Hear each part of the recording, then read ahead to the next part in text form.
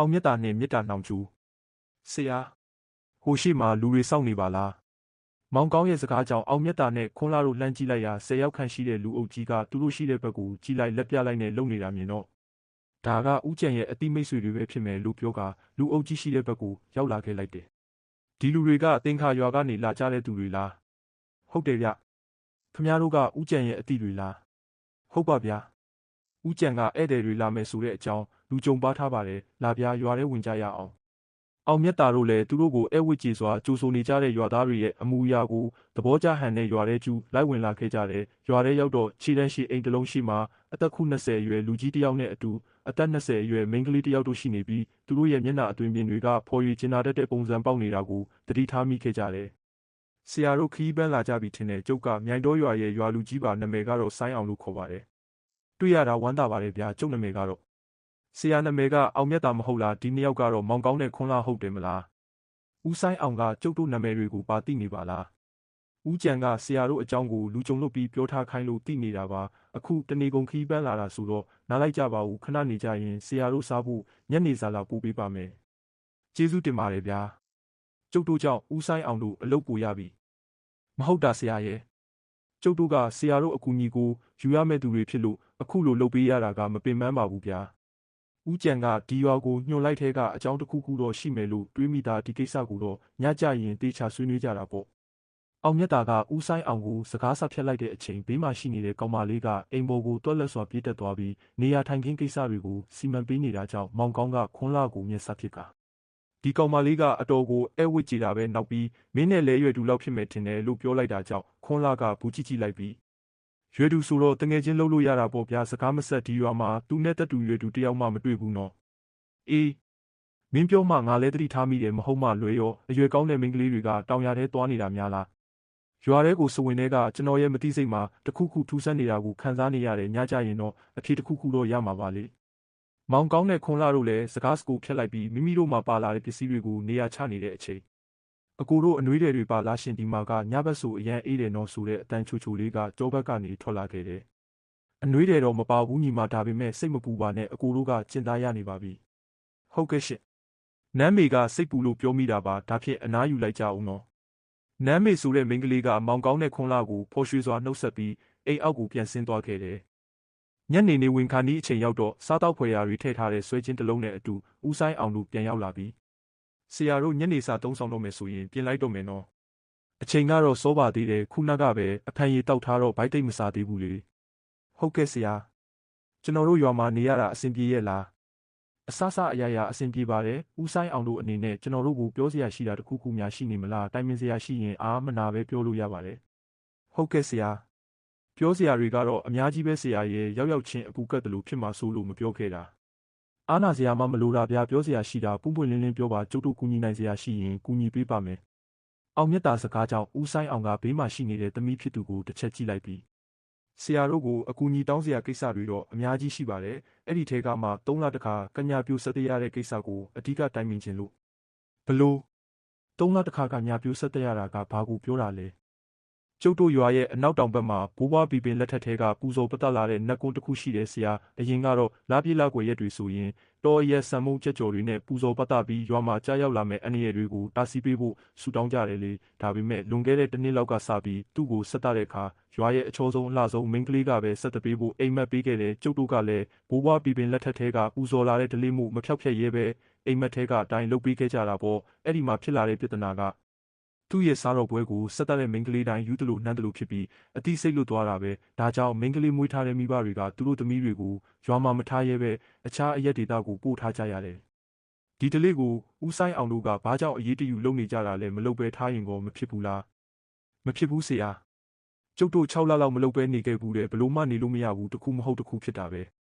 ဲဒီကိစ္စကမဟုတ်သေးပါဘူးအခုဖြစ်တဲ့ပြဿနာကိုဘသူကအိမ်မက်ဆရာခဲ့တာလဲနက်ကတော့ဦးရဲကျော်ကိုအိမ်မက်ပေးတာလို့ပြောတယ်သူကရိုးရဒလေးနဲ့ပတ်သက်ပြီးဒီရွာရဲ့ကိစ္စအဝဝကိုတာဝန်ယူပေးနေတဲ့သူဆိုပါတော့ရွာမှာကျွဲပြောက်နွားပြောက်ပစ္စည်းပြောက်ဆိုရင်လေသူ့စီမှာပဲမေးကြတာမှန်တာကတော့မှန်တယ်ဆရာကြီးတက်ခနဲ့ပဲကျုပ်တို့ဒီရွာကိုလာတာရောသူသိရဲ့လားရွာမှာဘာဖြစ်သူကအရင်သိတာပဲလေအခုလည်းသိမယ်ထင်တယ်ရွာရဲ့ဒလေးရသမီးပြိုနဲ့စားတော့ပွဲဆက်တရားမဲ့ရက်ကဘယ်နေ့လဲတပတ်ခါပဲဆရာ ဒီတစ်ခါတော့ကျုပ်ရဲ့မြေးမလေးကိုယ်တိုင်သွားရတော့မှမို့ဆရာတို့ကူညီနိုင်ရင်ကူညီပေးဖို့တောင်းဆိုပါတယ်။ဦးဆိုင်အောင်ရဲ့စကားကြောင့်မောင်ကောင်းနဲ့ခွန်လာတို့ရဲ့မျက်လုံးတွေကဘေးမှာထိုင်နေတဲ့နမ်းမေစီကိုမတိမတာလေးရောက်သွားခဲ့ကြတယ်။အခုလိုခေတ်ကာလမှာဒီလိုကိစ္စမျိုးတွေဆိုတာဘလို့မှလက်ခံနိုင်စရာမရှိတာမို့ကျုပ်တို့ပညာနဲ့ကူညီနိုင်တာရှိရင်ကူညီပေးပါမယ်။ဒီစကားကြားရတာဝမ်းသာမိပါတယ်ဗျာဆရာတို့လည်းခီးပန်းလာတာကြတာဆိုတော့နားလိုက်ပါဦး။ဦးဆိုင်အောင်ကမြေးမလေးဖြစ်သူကိုခေါ်ပြီးအိမ်ပေါ်ကနေဆင်းသွားတော့အောင်မြတ်တာကမောင်ကောင်းနဲ့ခွန်လာကိုကြည့်ကာဒီကိစ္စမှာတော့ဘေးလူပယောကတေချာပေါက်ပါနေပြီဟုတ်တယ်ဆရာကျွန်တော်အမြင်ရဆိုရင်နှက်တိုက်လဲရောနေမယ်လို့ထင်တယ်ကျွန်တော်ကတော့စားတော်ဆက်ပြီးယူနန်းတယ်လို့ဖြစ်နေတဲ့မိန်းကလေးတယောက်ယောက်ကိုတွေ့ရရင်အဖြေပေါ်မယ်လို့ထင်တယ်နှစ်ယောက်လုံးပြောတာတဘာဝကြတယ်မနှက်ဖြန်ကြရင်ခွန်လာပြောတာကိုအရင်လုပ်ကြရအောင်အောင်မြတ်တာတို့လည်းမိုးလင်းတာနဲ့လှုပ်ဆောင်မဲ့ကိစ္စတွေကိုတိုင်ပင်ပြီးမိမိတို့လှုပ်เสียရှိတဲ့ကိစ္စတွေကိုပြုလုပ်ဖို့ဖះเจ้าဆောင်ရှိတဲ့ဘက်ကိုထွက်လာခဲ့လိုက်တယ်မိုးလင်းတော့ဦးဆိုင်အောင်ရဲ့အကူအညီနဲ့စားတော်ဆက်လို့ယူနန်းနဲ့ဟန်ရှိနေတဲ့မိန်းကလေးတယောက်ရဲ့အိမ်ကိုဦးစွာတွားရောက်ခဲ့ကြတယ်။မောင်အောင်ရီဧည့်သည်တွေပါတယ်ဟဲ့။ဟေ့ဆိုင်အောင်အိမ်ပေါ်တက်လေကွာ။အေးဖွေးုံရောနိုးပြီလား။အေးနိုးတာကြာရောပေါ့။ဒီမှာငါအတိစေးစရာတွေရောက်နေလို့ခေါ်လာတာ။ခဏဆောင်တော့ငါခေါ်ပေးမယ်။ဦးအောင်ကပါဇက်ထဲကြိုက်ထားတဲ့စေးပြင်းလိတ်ကိုပြာခွက်ထဲထည့်လိုက်ပြီးအိမ်ထဲကိုဝင်သွားရခဏနေတော့အသက်20အရွယ်မိန်းကလေးတဦးနဲ့အတူပြန်ထွက်လာတာကိုမြင်လိုက်ရတယ်။အဖေသူတို့ကဘသူတွေလဲဖွေးအောင်မလိုက်ဘူးနော်။သူတို့ကစေးစရာတွေပါသမီးကိုအဖေအိမ်ကနေဘယ်မှမခေါ်သွားပါဘူး။ဖွေးအောင်ဆိုတဲ့မိန်းကလေးကတိမ်ငယ်ကြောက်ရွံ့နေတဲ့မျက်ဝန်းနဲ့အောင်မြတ်တာတို့ကိုကြည့်ပြီးကြောက်ရွံ့နေတာကြောင့်ဖခင်ဖြစ်သူကချောမောပြောဆိုနေတဲ့ချိန်မိန်းကလေးကအယူ26ပါးထဲကမှတွေးပြက်ပြီးယူတဲ့အမူအရာကိုတွေ့ရတယ်ဒီလိုမဖြစ်ခင်သူဘာတွေဖြစ်ပျက်ခဲ့တယ်ဆိုတာပြောပြသေးလားတခါတလေတော့အရက်မြင့်မြင့်အသားနီချင်းလူကသူ့လက်ကိုဆွဲခေါ်သွားတယ်ဆိုပြီးပြောတယ်အဲ့ဒါပြောပြီးရင်ငိုယိုပြီးဘာမှမေးလို့မရတော့ဘူးဟင်းဒီကောင်ကအပြိုစင်တွေကိုမှရွေးပြီးဒုက္ခပေးနေတာပဲမိန်းကလေးအတွက်ကိုကျုပ်တို့ဆေးပေးခဲ့ပါမယ်အောင်မြတ်တာကလွယ်အိတ်ထဲကနေဇီးကင်းခန့်ရှိတဲ့ဆေးလုံးအချို့ကိုထုတ်ယူလိုက်ပြီးဒီဆေးကိုတစ်နေ့3ချိန်တိုက်ပေးပါတဖြည်းဖြည်းတက်တာလာပါလိမ့်မယ်ဟုတ်ကဲ့ဆရာကျုပ်တေချာတိုက်ပါမယ်ဆရာတို့အခုဘယ်သွားကြအောင်မလဲ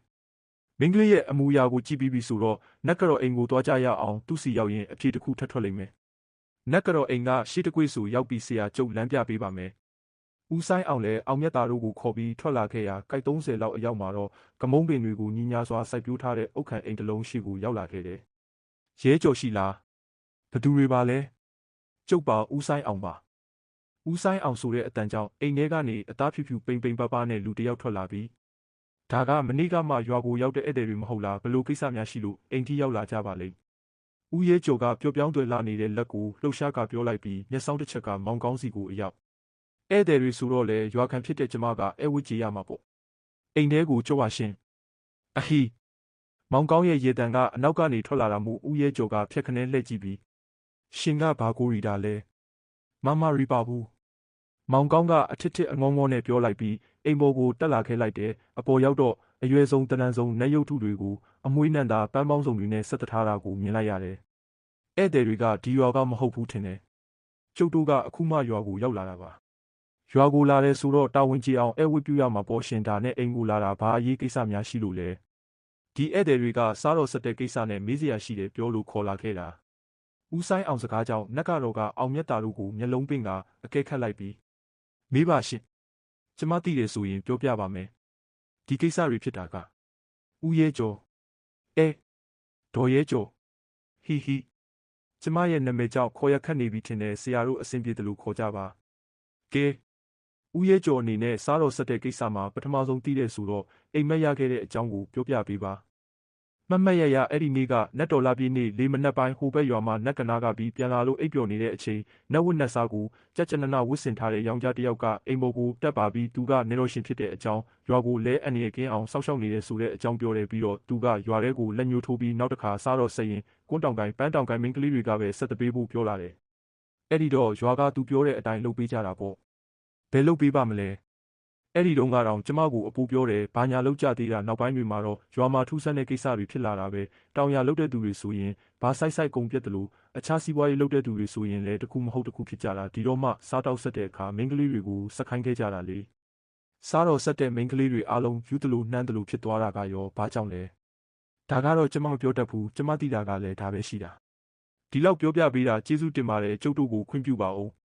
အောင်မြတ်တာတို့လည်းနတ်ကတော်ဦးရဲကျော်ကိုနှုတ်ဆက်ပြီးရွာနောက်တောင်ဘက်မှာရှိတဲ့နတ်ကုန်းဘက်ကိုထွက်လာခဲ့ကြတယ်။ဆရာရှေ့တကွေ့ဆိုနတ်ကုန်းရောက်ပြီဆရာ။ဦးဆိုင်အောင်ကသတိပေးပြီးရှေ့ဆက်မသွားပဲရက်နေတာကြောင့်အောင်မြတ်တာကနောက်လှည့်ကြည့်ကဦးဆိုင်အောင်ကဘာလို့မလိုက်တာလဲ။ကျုပ်လိုက်လို့မရဘူးဆရာ။ဒီနတ်ကုန်းပရဝင်တဲ့ကိုစားတော်ဆက်တဲ့နေ့မှရွာသားတွေဝင်လို့ရတာလေ။ဒါဆိုလဲကျုပ်တို့ပဲသွားလိုက်ပါမယ်ဒီမှာတော့စောင့်နေပေးဦး။ဟုတ်ကဲ့ဆရာကျုပ်စောင့်နေပါမယ်။အောင်မြတ်တာတို့လည်းနတ်ကုန်းရှိတဲ့ဘက်ကိုထွက်လာပြီးပတ်ဝန်းကျင်ကိုကြည့်လိုက်ရာထူးခြားတဲ့အရေးအယောင်တစ်ခုမှမမြင်ပဲအရာအလုံးငြိမ်သက်တိတ်ဆိတ်နေတာကိုမြင်လိုက်ရတယ်။နတ်ကုန်းတစ်ဝိုက်မှာဘာအတန်မှမကြားရတာတော့ထူးဆန်းတဲ့တေချာအောင်ကြည့်အောင်မှပဲလို့ပြောကနာနာဘာဝရုပ်ဖော်ကားထားကိုရွတ်ဖက်ပြီးလက်ဝါးနဲ့ဆွဲကြည့်လိုက်ရာနတ်ကုန်းရဲ့ဘေးမှာတခေါခေါနဲ့အိပ်ပျော်နေတဲ့လူလိုဝက်ဝံလိုမဲမဲကောင်ကြီးကိုမြင်လိုက်ရတယ်။ဒီကောင်ကိုနတ်ကုန်းနဲ့ကိုးကွယ်နေကြတာလားတခုခုတော့လွဲနေပြီ။မဖြစ်နိုင်ဘူးနော်မောင်ကောင်းဒီကောင်ကနတ်ကုန်းမှာနေရာယူပြီးရွာသားတွေဆက်သက်သမျှစားတောက်နေတာဖြစ်နိုင်တယ်တေချာအောင်ဖမ်းပြီးမေးကြတာပေါ့အောင်မြတ်တာကနာနာဘာဝဖမ်းတဲ့အင်းကိုထုတ်ပြီးလက်ဝါးနဲ့ဖြောင်းခနဲ့ရိုက်ချလိုက်ရာအိပ်ပျော်နေတဲ့ကောင်ရဲ့တကူလုံးကိုအနီရောင်ကြီးကျိုးတွေနဲ့ချီနှောင်ပြီးသားဖြစ်သွားခဲ့တယ်ဟေ့ကောင်ထဆန်းနင်တို့ကဘသူလဲငါ့ကိုဘာလို့ချုံနှောင်ထားတာလဲပြောစမ်းအောင်မဖျက်ရိုက်လိုက်လို့ပြန်မပြောနိုင်ဖြစ်သွားမယ်မင်းကဘာကြောင့်ရွာဆောက်နှက်ကုန်းမှာနေရတာလဲအမှန်တိုင်းမပြောလို့ကတော့နာပြီးတာမှတ်မောင်ကောင်းရဲ့မာထန်တဲ့စကားကြောင့်ချုံနှောင်ခံထားရသူရဲ့မျက်နှာအမူအရာပြောင်းသွားပြီးငါ့ကိုဒီမှာနေဆိုလို့နေနေတာကွာဒါကငါနေရပဲမင်းလိုတရေတစီကိုနတ်ကုန်းနဲ့ထားတယ်ဆိုတာဟုတ်ပါမလားကွာခွန်းလာရီဒီကောင်ထက်လိုက်ရင်တော့မိစင်ကြအင်းကိုခေါင်းပေါ်တင်ပေးလိုက်တော့ခွန်းလာလည်းမောင်ကောင်းစကားကြောင့်မိစင်ကြအင်းကိုထုတ်ပြီးလက်ဝါးပေါ်တင်လိုက်တဲ့အချိန်ငါမလိမ့်ပါဘူးငါ့ကိုဒီမှာထားလို့နေရတာပါမင်းကိုဘယ်သူကဒီမှာနေရာပေးထားတာလဲမောက်ခလုံးနတ်ကနေရာပေးထားလို့နေတာပါဒါဆိုနတ်ကတော့ကိုအိမ်မက်ပေးပြီးမိမပြူတွေနဲ့ပွဲတော်ဆက်ခိုင်းတာမင်းပေါ့မဟုတ်ရပါဘူးဗျာအဲ့ဒါကမောက်ခလုံးနတ်ခိုင်းစေတာပါပွဲတော်ဆက်တဲ့နေ့ဆိုရင်သူရောက်လာတယ်ပြီးရင်ပွဲတော်ကိုကျုပ်စီပေးပြီးမိန်းကလေးတွေရဲ့ကိုငွေကိုသူတိမ့်သွားပါတယ်ဒီကောင်ကကိုငွေကိုတိမ့်ပြီးမိန်းကလေးတွေကိုပြူစားနေတာပေါ့ဒါတော့ကျုပ်မသိပါဘူးကျုပ်သိတာကစားတော်ပွဲရောက်လာရင်ဝဝလင်လင်စားရတာပဲနတ်ကုန်းမှာနေတဲ့နာနာဘာဝကောင်ရဲ့စကားကိုကြားပြီးချိန်မှာတော့အောင်မြတ်တာခေါင်းတစ်ဆက်ဆက်ညှိပြီးလောလောဆယ်ရွာကိုပြန်ကြရအောင်ဆရာဒီကောင်ကိုဘာမှမလုပ်တော့ဘူးလားသူကရွာသားတွေအပေါ်အန္တရာယ်ဖြစ်အောင်လှုပ်ထားတာမဟုတ်ပဲအစာစားရဖို့ပဲစိတ်ရှိတဲ့ကောင်မှုနေမြဲတိုင်းနေပါစေအောင်မြတ်တာတို့လည်းအကြောင်းအရာအချို့ကိုတိလိုက်ရပြီးမှလမ်းမှာစောင့်နေတဲ့ဦးဆိုင်အောင်ကိုခေါ်ပြီးရွာကိုပြန်လာခဲ့လိုက်တယ်ညရောက်တော့အောင်မြတ်တာကရှစ်ပါးတီလာခံယူပြီးအိမ်တွင်းအိမ်ပြင်မှာရှိတဲ့အိမ်ဆောင်နဲ့ရိုးရာနဲ့ခြံဆောင်နဲ့တွေကိုခွင့်တောင်းကနတ်ရဲအင်းကိုဖျောင်းတိုင်ထုံးလိုက်တယ်ဆိုရင်ပဲဖျောင်းတိုင်ထိတ်ကနေခမြင်းမြင်းမိခိုးငွေတွေထွက်လာခဲ့တယ်မိခိုးငွေတွေကအောင်မြတ်တာရှိမှတင်ခမောက်တလုံးကိုကျုံးမှလွှဲထားတဲ့လူတစ်ယောက်ဖြစ်ပြောင်းလဲသွားပြီးတပလင်းခွေထိုင်တဲ့အနေထားပေါ်လာခဲ့တယ်အခုရောက်လာတာဘသူပါလဲကျုပ်ကိုမျိုးရှင်ပဲရှမ်းပြည်တရိုးကိုအပိုင်စားရထားတဲ့ကိုမျိုးရှင်ကိုခေါ်ရတဲ့အကြောင်းကဒီနယ်တဝိုက်မှာကျဆားနေတဲ့မောက်ကလုံးစုသူအကြောင်းကိုမေးချင်လို့ပဲတင်းတီးတလောက်ပြောပြပေးစီလိုပါတယ်ဆရာတို့သိချင်တယ်ဆိုရင်ကျုပ်အခုပဲစုံစမ်းပေးပါမယ်ခဏလေးစောင့်ပေးပါကိုမျိုးရှင်ကမျက်လုံးကိုမိတ်ကအာယုံခံလိုက်ပြီးမောက်ကလုံးကရှမ်းရုံးမတဲကကူတကူထဲမှာနေတယ်လို့ကွင်းပိုင်နေပိုင်တွေပြောတယ်သူကနတ်ဆိုးတစ်ပါးမဖြစ်ခင်ကဒီရက်ဒေတာတဝိုက်မှာလူသားဖြစ်နေကျင်းလဲချက်စားခဲ့ပြီးဇနီးမယားတွေလည်းအများကြီးယူခဲ့တယ်ဆိုပဲလက်ဆက်သက်တော့ဒါကြောင့်မိမပြိုတွေကိုစားတော်ဆက်ခိုင်းပြီးကိုငွေယူနေတာကိုမိမပြိုတွေကိုစားတော်ဆက်ခိုင်းတဲ့လုပ်ရက်မျိုးကျုပ်နယ်ထဲမှာဖြစ်နေတာဘာကြောင့်မသိရတာလဲတောက်ကိုမျိုးရှင်ကမန်ပြင်းပြင်းနဲ့တောက်ခတ်လိုက်ပြီးလက်သီးနဲ့ကြမ်းကိုထိုးလိုက်ရာသူ့ရဲ့ဘေးမှာဒူးတုပ်လျက်အနေထားနဲ့လူတစ်ယောက်ပေါ်လာခဲ့တယ်ဟဲ့နေပိုင်ကြီးဒီနယ်ထဲမှာဖြစ်ပျက်နေတဲ့အရာတွေကိုဘာကြောင့်ငါ့ကိုမလျောက်တင်တာလဲကိုမျိုးရှင်ကပြုံးဆူထွက်ပြီးလက်ကိုဆန့်လိုက်ရလက်ထဲမှာငှက်ကြီးတောင်ဓာတ်တလက်ပေါ်လာခဲ့တယ်အရှင်ကြီးသက်ဆိုလဲတည်ရပါမယ်ကျွန်တော်မျိုးကြောက်လို့မရောက်တင်ခဲ့တာပါတဲရာဆက်ဆက်ငါတယောက်လုံးရှိနေတာတင်ကဘသူ့ကိုကြောက်ရတယ်လေဟိမောက်ခလုံးကအတော်ကိုရက်ဆက်ပြီးစွမ်းအားလဲအလွန်ကြီးပါတဲ့အရှင်ကြီးကိုရောက်တင်မှုကြံစီတဲ့မြိုင်တော်ရွာတော်ရှင်ကိုမီးလောင်တိုက်သွင်းခဲ့တာလဲသူပါငါနယ်ထဲမှာအခုလိုဖြစ်နေတာငါမသိရပါလားမင်းတို့ကိုနောက်မှအပြစ်ပေးမယ်အခုချက်ချင်းရှေ့ကနေထွက်သွားစမ်းနေပိုင်ကြီးပျောက်သွားတော့ကိုမျိုးရှင်ကအောင်မြတ်တာရှိမှဒူးထောက်ချလိုက်ပြီးမောက်ခလုံးကိုစုံမဖို့ကြုတ်တာဝင်ယူပေးရစီတင်းရဲ့ဒေါသကိုကြုံနာလဲပါတယ်မောက်ခလုံးဒီနယ်ထဲကိုစတင်ရောက်စဉ်ကာလအချိန်ဆိုရင်တင်းဆုံးမလို့ရနိုင်ပေမဲ့အခုချိန်မှာတော့သူကတင်းထက်ပူပြီးစွမ်းအားကြီးနေလောက်ပြီးဆရာဘာကြောင့်ကျုပ်ကိုမယုံကြည်ရတာလဲမောက်ခလုံးကအပြိုစင်တွေရဲ့ကိုငွေကိုယူပြီးပညာစင်မြင့်အောင်ကျင့်ကြံနေတဲ့သူဖြစ်ဖို့များတယ်အခုချိန်ဆိုသူ့ပညာကအဆင့်တစ်ခုထိရောက်နေလောက်ပြီးဒါပေမဲ့ကျုပ်နယ်ထဲမှာဖြစ်နေတာကြောင့်တက်နိုင်တဲ့ဘက်ကပါဝင်ကူညီခြင်းနဲ့ဆရာ တင်းရဲ့တောင်းဆိုချက်ကိုကျုပ်မငင်းပယ်ဘူးညတကောင်ရဲ့အချိန်ကျုပ်ပြန်ခေါ်လိုက်ပါမယ်အခုတော့နန်းဆောင်ကိုပြန်လိုက်ပါအောင်မြတ်တာစကားအဆုံးမှာကိုမျိုးရှင်ကအယိုသေးပေးပြီးမှုံဝါပြောက်ကွယ်သွားခဲ့တယ်ဆရာမောက်ခလုံကနတ်ဆိုးတကောင်မဟုတ်ပဲအစင်းမြင့်ပညာသည်တယောက်ဖြစ်နေတယ်ဆိုတဲ့သဘောလားဟုတ်တယ်မောင်ကောင်းတာကြောင့်သူ့လုပ်ရက်ကိုဘယ်သူမှမပြောရဲတာပဲအခုကျွန်တော်တို့သူ့ကိုအာနာဆက်နဲ့ခေါ်လို့မရဘူးလားခေါ်လို့ရတဲ့ထားဦးသူ့ကြောင့်ယူနှမ်းနေတဲ့မိန်းကလေးတွေကိုပြန်ကောင်းအောင်လုပ်ဖို့လိုသေးတယ်ဒါဆိုဆရာကသူရှိတဲ့နေရာထိလိုက်သွားမှာလားဟုတ်တယ်သူနေတဲ့ကူထဲမှာကိုမွေးယူထားတဲ့မိန်းကလေးတွေရဲ့မူရင်းစိတ်ကိုဖမ်းထားတာမျိုးတစ်ခုခုထဲမှာပိတ်လောင်ထားတာမျိုးရှိလိမ့်မယ်ဒါကိုငါတို့ကလွတ်ပေးမှသာသူတို့အားလုံးလူကောင်းပကတိအတိုင်းဖြစ်မှာကျွန်တော်တို့ရောဒီခီးစဉ်မှာလိုက်ခဲ့ရမလားဆရာမင်းတို့ကဒီမှာပဲနေခဲ့ရမယ်ဘာကြောင့်လဲဆိုတော့၃ယောက်လုံးနန်းခွာလိုက်ရင်ကြံခဲ့တဲ့ခန္ဓာကိုယ်အတွက်စိတ်ပူရလို့ပဲနားလည်ပြီဆရာကျွန်တော်တို့ဒီမှာနေခဲ့ပြီးဆရာခန္ဓာကိုယ်ကိုကာကွယ်ထားပေးပါမယ်အောင်မြတ်တာကမောင်ကောင်းတဲ့ခွန်းလာကိုစီရင်ထားရမယ့်အင်းစမတွေကိုမှာကြားပြီးတာနဲ့မျက်လုံးကိုမိတ်ကသမထကိုတီတစ်ထက်တီအောင်စတင်ရှုမှတ်ခဲ့တယ်အစပိုင်းမှာတော့ပတ်ဝန်းကျင်ကနေထွက်ပေါ်လာတဲ့အတံပလန်တွေကြောင့်စိတ်နှောက်ယှက်ဖြစ်ခဲ့ပေမဲ့ကြာလာနဲ့အမျှတမာတိကတီတစ်ထက်တီလာပြီးအည်ပြားပေါ်မှာပေါက်နေတဲ့မွေးညင်းနုလေးတွေလှုပ်ခတ်နေတာကအစသိရှိခံစားလာရတယ်အဲ့ဒီအချိန်မှာပဲခန္ဓာကိုယ်ကတဖြည်းဖြည်းပေါ်ပါလာပြီးလေပေါ်မြောက်တက်လာတာကြောင့်မျက်လုံးဖွင့်ကြည့်လိုက်ရာမိမိရဲ့တရားထိုင်နေတဲ့ခန္ဓာကိုယ်ကိုမြင်လိုက်ရပြီးဘေးမှာတော့အင်းဆောင်ပုဂ္ဂိုလ်တွေဝန်းရံနေကြတဲ့မောင်ကောင်းတဲ့ခွန်းလာကိုမြင်လိုက်ရတယ်။အောင်မြတ်တာလည်းစိတ်ဝိညာဉ်ကိုထိန်းချုပ်ရင်းအိမ်အောက်ကိုဆင်းလာတဲ့အချိန်ချန်ပီယံမှာအနက်ရောင်ရှမ်းဝတ်စုံကိုဝတ်ဆင်ထားပြီးဓာတ်နှစ်လက်ကိုဆွဲကင်ထားတဲ့ကိုမျိုးရှင်ကလက်ပိုက်ကရက်နေခဲ့တယ်။ဆရာအတင်းဖြစ်ပြီဆိုရင်ရှမ်းရိုးမလဲသွားကြတော့မလား။အချိန်ဆွဲလို့မရတာကြောင့်အခုပဲသွားကြတာပေါ့။ကောင်းပါပြီဆရာကိုမျိုးရှင်ကအောင်မြတ်တာရဲ့အင်ဂျီစာကိုလှမ်းကင်လိုက်တယ်ဆိုရင်ပဲပတ်ဝန်းကျင်ကတောတောင်တွေအဖြစ်ချက်ချင်းပြောင်းလဲသွားခဲ့တယ်။ဒါကရှမ်းရိုးမတွင်းဘက်ကိုရောက်နေတာလား။ဟုတ်တယ်ဆရာ။ဒီနေရာမှာနေတဲ့ကျုပ်တပည့်တွေပြောတာကတော့သပင်ရှိရှိအရက်မြင့်မြင့်လူတယောက်တစ်တီးတစ်ဖူတွေမကြမကြလာရှာတယ်ဆိုပဲ။ဒါဖြင့်သူနေတဲ့ကူရဲ့တီနေရာကိုအတိအကျမသိရသေးဘူးပေါ့။ခဏလေးစောင့်ပါဆရာကျုပ်ရဲ့သားနှစ်ပါးရောက်လာရင်အတိအကျသိရပါလိမ့်မယ်။အောင်မြတ်တာတို့လည်းမြူနှင်းတွေမိုင်းညို့နေတဲ့ရှမ်းရိုးမထဲမှာရက်နေတဲ့အချိန်အသက်20အရွယ်လူငယ်2ယောက်တစ်ပင်ပေါ်ကနေရုတ်တရက်ခုန်ချလာခဲ့တယ်။အဖေကြီးမောက်ခလုံနေတဲ့ကူကိုတော့တီးခဲ့ပြီးဒါပေမဲ့အနားကိုကတ်လို့မရဘူးဖြစ်နေတယ်။သူကမော်စင်အောင်ထားတဲ့ပညာရှင်ဖြစ်နေတော့ပတ်ဝန်းကျင်ကိုဘသူမှဝင်မရအောင်စီရင်ထားမှာပဲ။အစီရင်ပိုင်းကိုတော့ကျုပ်တာဝန်ထားပါတင်ကတော့မောက်ခလုံကိုအာယုံလဲထားပြီးခွန်ချိုနဲ့ခွန်သားကတော့ဂူထဲမှာထိန်းချုပ်ခံထားရတဲ့မိမပြူတွေကိုလွှတ်ပေးဖို့ကူညီပေးပါ။ဟုတ်ကဲ့ပါဆရာ။အစွမ်းကုန်ကြိုးစားပါမယ်။အောင်မြတ်တာတို့လည်းခွန်ချိုခွန်သားတို့ရဲ့အကူအညီနဲ့မောက်ခလုံနေတဲ့ဂူနာကိုတိုးကပ်လာခဲ့ရာမကြခင်အချိန်တွင်အလုံးမွေးပြတ်တဲ့ပန်းရနံ့တွေနဲ့အတူနားဝင်ချိုတဲ့တချင်းတန်တက်တဲ့ကိုကြားလိုက်ရတယ်။အောင်မြတ်တာလည်းတချင်းဆိုတန်ကြားတဲ့ဘက်ကိုကြည့်လိုက်ရာရှည်လျားလာတဲ့စပင်ကိုဖြန့်ချထားပြီးပန်းနွယ်ပန်းခတ်တွေပါတဲ့ဒန်းတစ်ခုကိုခိုးစီးနေတဲ့မိန်းကလေးတစ်ယောက်ကိုလာရောက်အောက်မှာမှုံဝါးဝါးမြင်လိုက်ရတယ်။အောင်မြတ်တာကဒန်းစီးနေတဲ့မိန်းကလေးကိုကြည့်နေတဲ့အချိန်ရှိခေမင်းကြီးမင်းသားတွေလိုဝစ်စင်ထားတဲ့လူတစ်ယောက်ပေါ်လာပြီးမိန်းကလေးရဲ့မျက်နှာကိုဆွဲယူကာနမ်းရှိုက်ဖို့အလုံးတစ်ပင်တွေကြားထဲကနေကျလာတဲ့လာရောင်ကြောင့်ဒန်းစီးနေသူကိုရှင်းရှင်းလင်းလင်းမြင်တွေ့လိုက်ရတယ်။ဒီမိန်းကလေးကမြိုင်တော်ရွာမှာနေတဲ့နတ်ကတော့ပါလားသူကဘလို့လုံးမိန်းကလေးလိုဝတ်ထားရတာလဲဆရာဒီကောင်ကမောက်ခလုံပဲဖြစ်မယ်ကျုပ်တို့ဝင်ရတော့မလားခဏနေဦးကိစ္စတစ်ခုကိုအတီးပြုစရာရှိသေးတယ်ခွန်ချိုခွန်သားမင်းတို့နှစ်ပါးအခုချက်ချင်းမြိုင်တော်ရွာကနတ်ကတော့အိမ်ကိုတွားကြည့်ပေးဟုတ်ကဲ့ဆရာခွန်ချိုခွန်သားကဖြက်ခနဲပြောက်သွားပြီးခဏနေတော့သူတို့ရောက်နေကြောင်းပြောတဲ့အတန်ကိုကြားလိုက်ရတာကြောင့်အာယုံထဲကနေပြီးနတ်ကတော့အိမ်မှာရှိနေလားရှိတယ်ဆရာအိတ်နေတာမြင်ရတယ်တေချာကြည့်ကြည့်သူ့ရင်ညွန့်အလဲတက်တက်မှာငွေရောင်မြင်တန်းတစ်ခုထွက်နေလားဟုတ်တယ်ဆရာပိုးမြင်လို့ငွေမြင်တန်းတစ်ခုထွက်နေတာမြင်နေရတယ်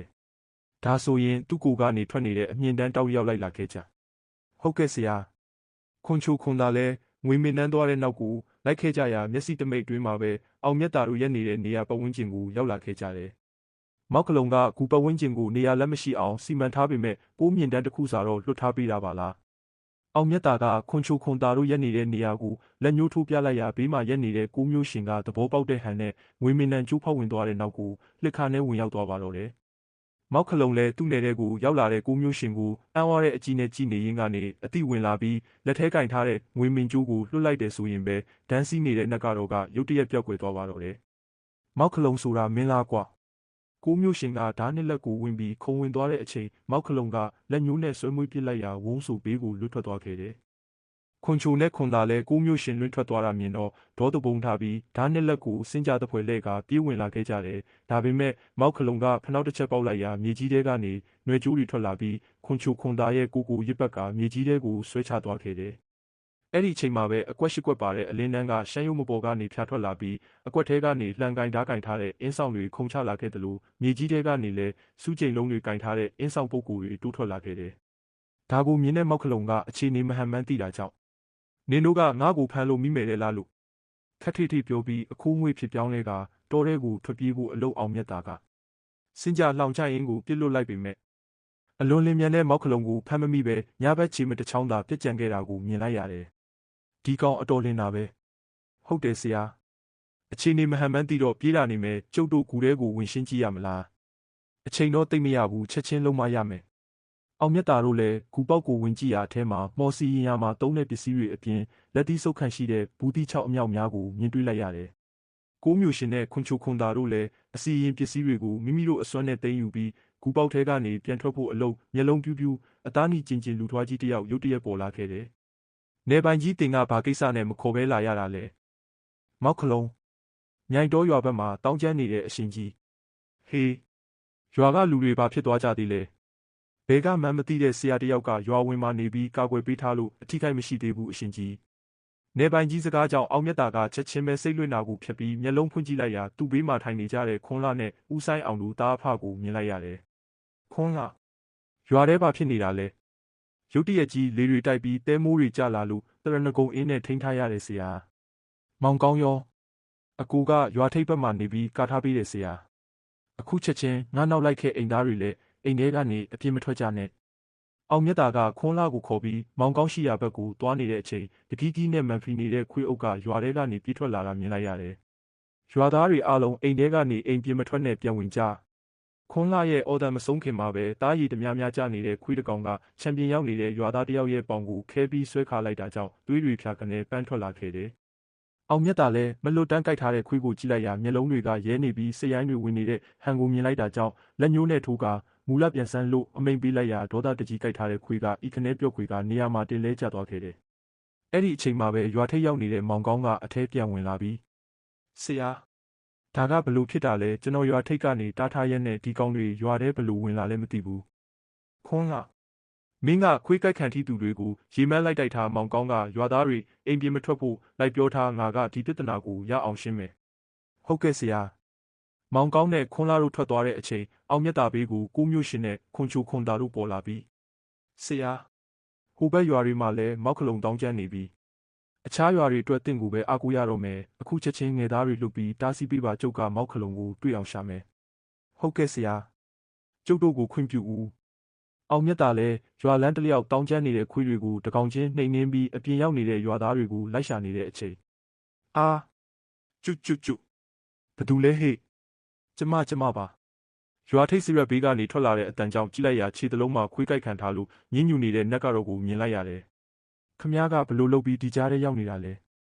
ကျမလည်းအိတ်နေရင်လေတွေကျန်းလာလို့ချန်ပီယံထွက်ကြည့်တဲ့အချိန်မျက်လုံးတွေနီးရဲနေတဲ့ခွေးတစ်ကောင်ခြေထောက်ကိုကိုက်သွားတာပဲရှင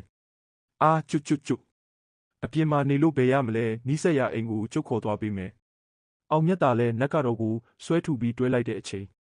ကိုအလုံးမဟုတ်ပဲဝင်ရှုပ်တဲ့ကောင်တေပေတော့ဆိုပြီးလေပင်ကိုဓာတ်နဲ့ထိုးချလိုက်ဖို့အလုတ်တတိရှိတဲ့အောင်မြတ်တာကခန္ဓာကိုယ်ကိုလှည့်ကရှောင်းကနက်ကတော့ရဲ့ဦးကောင်းကိုလက်နဲ့ကင်ထားလိုက်ပြီးမောက်ခလုံး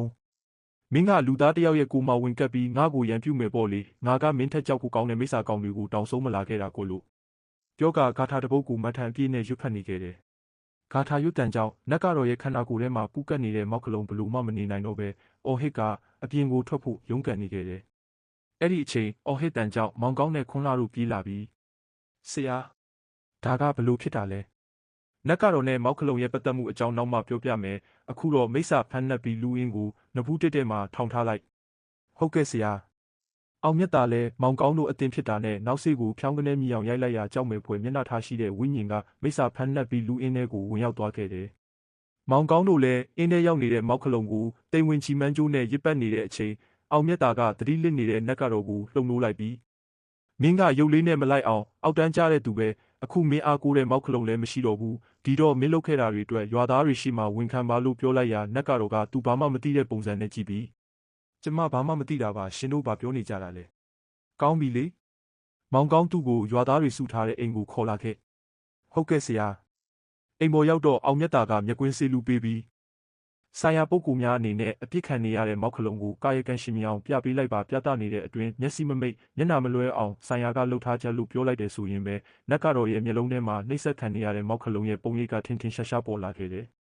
အစပိုင်းမှာတော့နတ်ကတော့ကဘာမှမဖြစ်တယ်လို့တောင်းခံထားပေမဲ့အချိန်ကြာလာတာနဲ့အမျှဘလို့မှမခံစားနိုင်တော့ပဲတော်ကြပါတော့မကြည့်ပါရစေနဲ့နှမတော်ကြောင့်အခုလိုဖြစ်ရတာနှမတော်မကောင်းလို့ဖြစ်ရတာပါလို့အော်ဟစ်ငိုယူပါလေရောအဲ့ဒီချိန်မှာအောင်မြတ်တာကနတ်ကတော့ရဲ့မျက်နှာကိုစစ်စစ်ကြည့်ပြီးရွာသားတွေကိုအမှန်တိုင်းပြောပြပါတင်းကြောင့်ဘဝပြက်ခဲ့ရတဲ့မိန်းကလေးတွေရဲ့မိဘတွေကိုကြည့်ပြီးပြောလိုက်ပါအမှန်တိုင်းပြောပါမယ်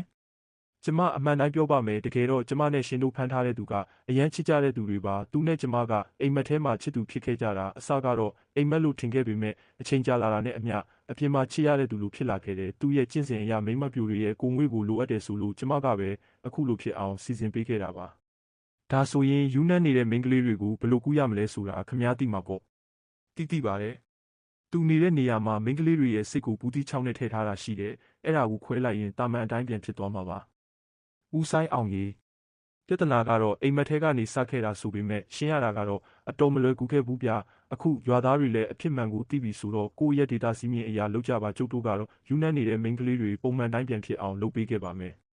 ဆရာတို့ကိုဘလို့ကျေးဇူးဆက်ရမလဲမသိတော့ပါဘူးဗျဒီအဖြစ်ကိုကြားရမြင်ရတာအံ့ဩလုံးလို့ဘာပြောရမှန်းတော့မသိတော့ဘူးတခါတလေကြရင်မေတ္တာဆိုတဲ့အနှောင့်အဖွဲကလူကိုပျော်ရွှင်စေနိုင်တယ်လို့တခါတလေကြရင်လည်းလူကိုလမ်းမရောက်စေတတ်တယ်အောင်မြတ်တာကခေါင်းငိုက်ဆိုင်ကြနေတဲ့နတ်ကတော့ကိုကြည့်ပြီးအိမ်ပေါ်ကိုတက်သွားခဲ့ပါတော့တယ်မကြခင်ချိန်မှာတော့ရောင်နီလင်းနဲ့အတူလင်းကျက်တွန်တန်တွေထွက်ပေါ်လာသလိုအောင်မြတ်တာတို့ရဲ့ခြေလမ်းတွေကလည်းရွာရဲ့အနောက်တောင်ဘက်စီကိုရွေ့လျားလာခဲ့ကြတယ်ဆရာခဏလေးရက်ပါဦးနတ်ကွန်းရှိအရောက်ထွက်ပေါ်လာတဲ့အတန်ကြောင့်ကြည့်လိုက်ရအသားဖြူဖြူဥပရိယုတ်ကောင်းကောင်းရှမ်းဖိုးကြီးတယောက်ကိုမြင်လိုက်ရတယ်တင်ကဘသူပါလဲကျုပ်ကဒီရွာကိုစောင့်ရှောက်ပေးရမယ်ရွာတော်ရှင်အစ်စ်ပါအရှင်ကြီးကဆရာတို့ကိုနှုတ်ဆက်ဖို့မှထားလို့လာရောက်နှုတ်ဆက်တာပါကောင်းပါပြီအဖိုးရွာကိုလည်းအမြဲတမ်းစောင့်ရှောက်ပေးနိုင်ပါစေလို့ဆုတောင်းပေးပါတယ်ဗျာအောင်မြတ်တာတို့လည်းမြိုင်တော်ရွာကနေထွက်လာပြီးနောက်မှာတော့အင်မတန်မှခေါင်တည်တဲ့ရွာလေးတစ်ရွာစီကိုရောက်လာခဲ့ကြတယ်ရွာရဲ့အရှိတ်ဘက်မှာတော့ဘဲခေတ်အခါကတီထားမှန်းမသိတဲ့ကိုးတောင်ပြည့်စေတီတဆူရှိပြီးစေတီရဲ့ပြရက်ဝင်ထဲမှာတော့ဒူးနှစ်ဖက်ထောင်ထားတဲ့ကဝင်ရုပ်တစ်ခုလည်းရှိနေခဲ့တယ်ရွာကလူတွေကတော့စေတီရှိတဲ့ဘက်ကိုဘယ်တော့မှမသွားကြသလိုသွားမိတဲ့သူတွေကလည်းနောက်ထပ်မသွားရဲကြတဲ့အထိအချောက်အလန့်ကျန်းတဲ့နေရာတစ်ခုလို့ပြောစမှတ်ရှိခဲ့ကြတယ်ဒီလိုအကြောက်တရားတွေပြည့်နေအောင်ဖုံးအုပ်ထားတဲ့အကြောင်းကဘာများလဲဆိုတာကိုတော့အောင်မြတ်တာနဲ့ဂဝံလက်ပြက်ဆိုတဲ့ဝတ္ထုမှာဖတ်ရှုပေးကြပါဦးလေးစားစွာဖြင့်ဇေယနာယာမည